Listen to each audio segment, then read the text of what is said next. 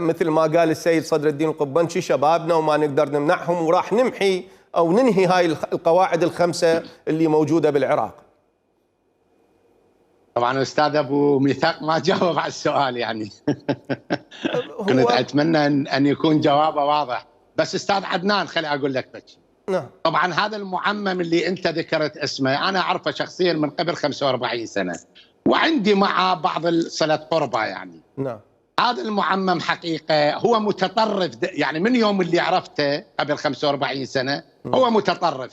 لذلك أكثر من 3 مرات العراقيين نزعوا عمامته في مدينة قم المقدسة يتعاركون وياه على الأقل 3 مرات تعاركوا وياه وطيروا عمامته من راسه.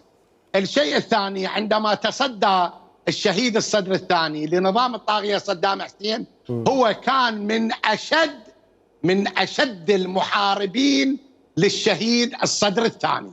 هذا الشيء الثاني. عندما غزت الولايات المتحدة الأمريكية وبريطانيا العراق هو كان من أشد المتحمسين لعملية الغزو، وهذه خطاباته موجودة.